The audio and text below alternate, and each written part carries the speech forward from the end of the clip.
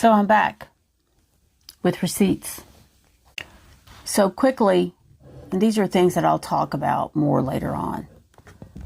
But real quick, you'll notice that I have hair. So people say, if she has cancer, how does she have hair?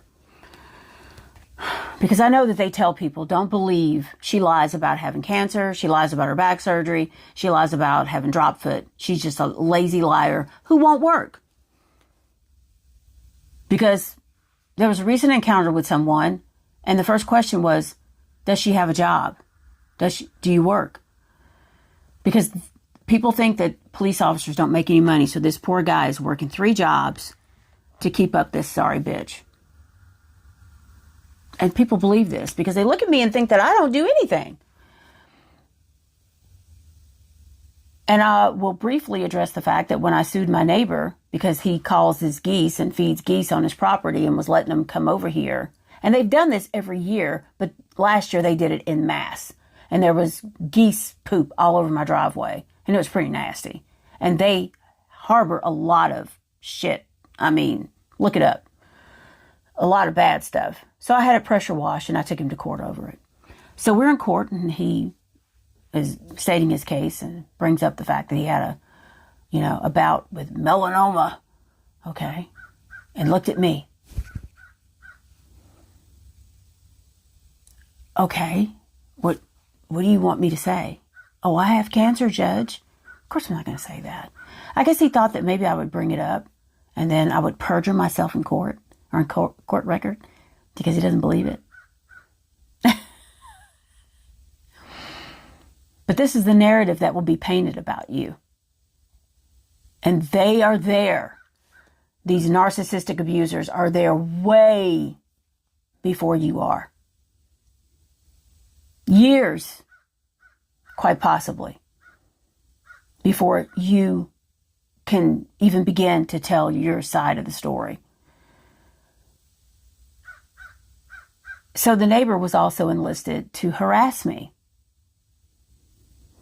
And with these geese. So starting every morning at 7:30, they're out there honking outside my bedroom window. And you all know how loud geese are. No, there's not a pond over here. It's way over there across the road. They fly from there over here because he feeds them. And of course, they just make it out because of the trees that it's a desirable spot for birds. Because the judge had already made up his mind about me. Okay? Because look at me. I mean, I didn't show up in court looking like this. But I can tell you that when I raised my right hand, he was laser focused on it. And I could tell it was like, she doesn't have fingernails. You know. My hair was pulled back. And I could tell that it was like, wait a minute. Because I know they've made me out to be this sorry ass ghetto bitch who spends all this guy's money and gets her hair did and her nails did. And y'all can tell I don't go to a salon. And all this other stuff and makeup and fake eyelashes and all this sort of thing. And I'm not trying to downgrade women who do that because, that could be your thing. Wigs, your looks, makeup, hair. I mean, it's a thing. But know that that's what white people typically think about us. So the judge comes down off the bench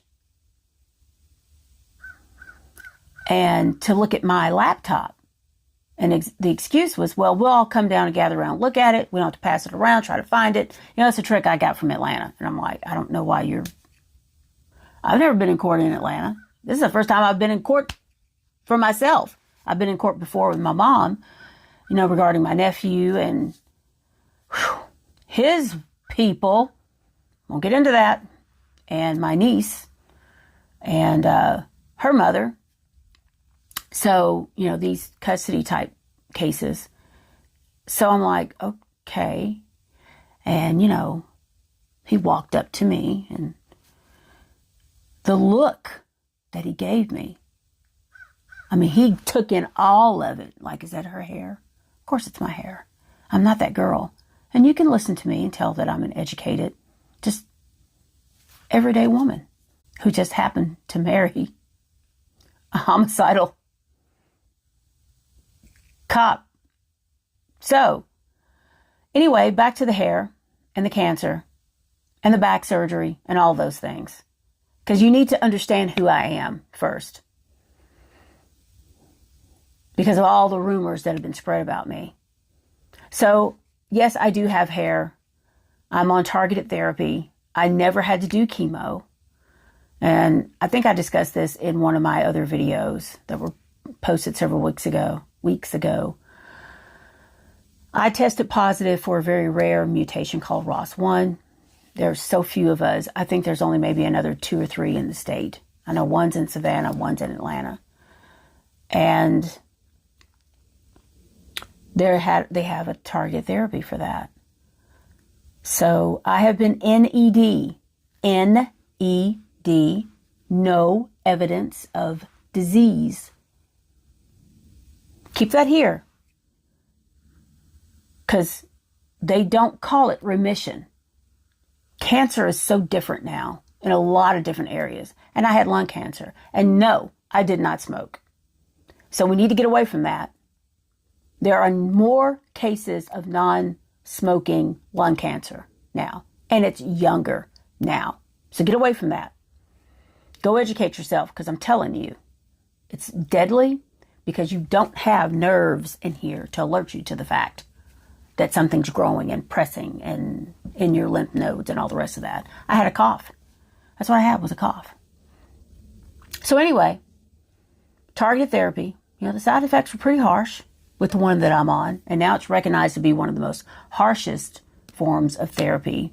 There's EGFR, there's other mutations, and there's therapies for that. And sometimes they do overlap. But that's a whole other discussion. So I've been on it since 2021.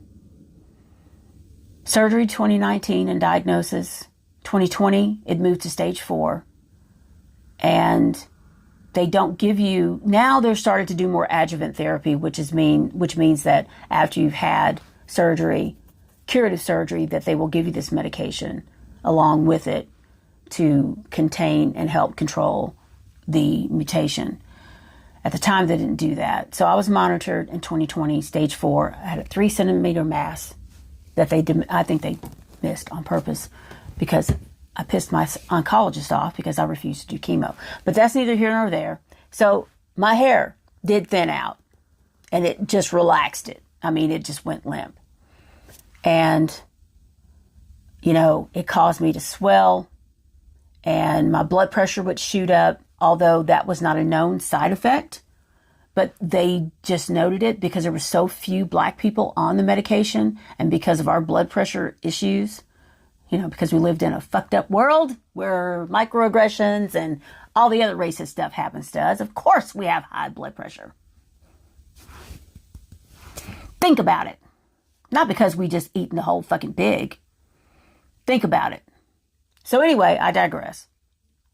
So it's kind of like, well, we need to watch her. But I think what was happening, and I'm almost positive, I just can't really prove it, what was happening is my husband was poisoning me along with the medication to make it look like, if I stroked out, that it was because of that. Crazy, isn't it? So, but it does cause you to retain fluid and things of that nature. It works on your joints and it just will cause you pain. And when you go off of this medication, it's reportedly extremely, extremely painful for people. So I've been on it for a while and I'm an outlier. They are like, you're a walking miracle. You're one of the few that's been on this for so long. And they don't quite understand that because this is all really new stuff.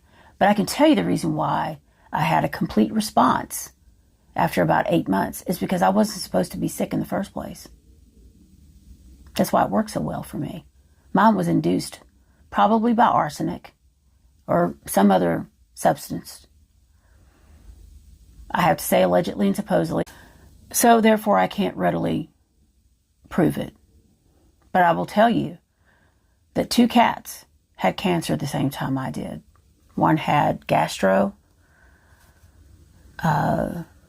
type of cancer, and the other one ended up with nose cancer, and they were dead within like a year of each other. We were all 3 sick at the same time. And keep in mind, that they would eat the turkey burgers. I would give them, pieces of my turkey burger, which I believe the meat was poisoned. These dark spots on my neck are indicative of arsenic poisoning. I've been to the dermatologist, and it didn't really itch or anything. It's just kind of like, why is that there? But black skin is not as well understood. So it was like, well, here's the cream.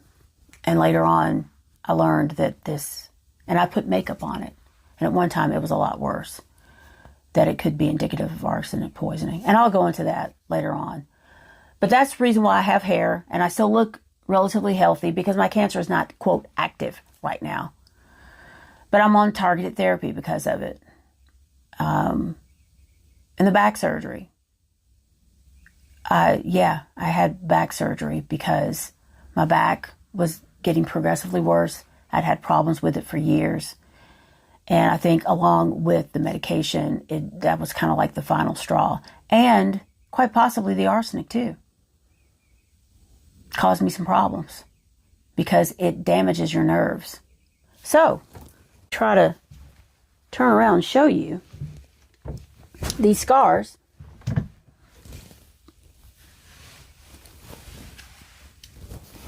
Hopefully I won't moon you.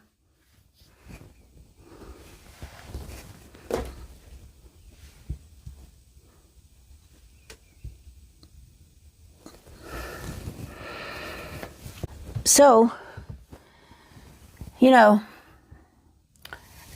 I have some money in the bank from the proceeds when we were dividing property from the sale of our rental. And when I leave this house, he gets the house. So these people believed that I got a big settlement from my car being hit in a parking lot. And they think that I lied about my back getting messed up in this accident. And I got a big settlement, and I didn't really need back surgery. I just lied about it all. But the money is from the proceeds of a rental property that we used to live in. And the back surgery, obviously, they don't cut you open like that for no reason. So now you see it. And I had 2 surgeries in 1 week, and I mentioned this in my other video. And I'm going to show you my fat belly today. I'm going to try to show you what this looks like.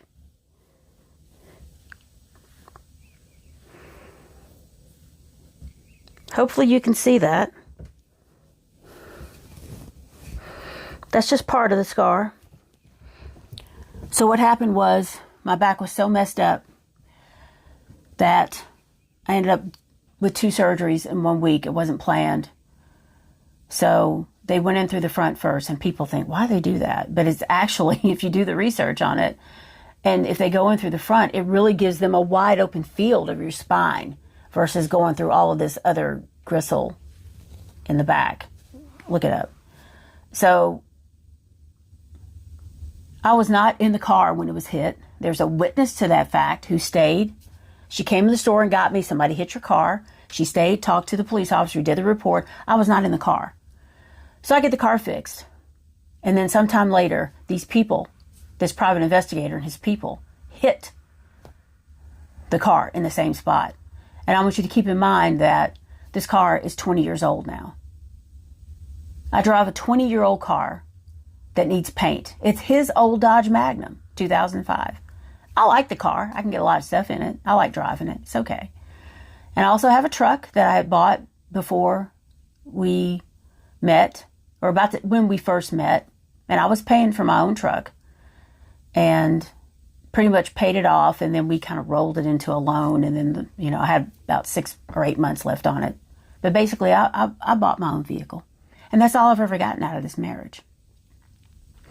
And my truck is a 2001. It's 25 years old. It's very cute. Ford Ranger. So these people think that I'm some lazy ass, high maintenance bitch that this poor mealy mouth guy has to endure and put up with and work 3 jobs to support.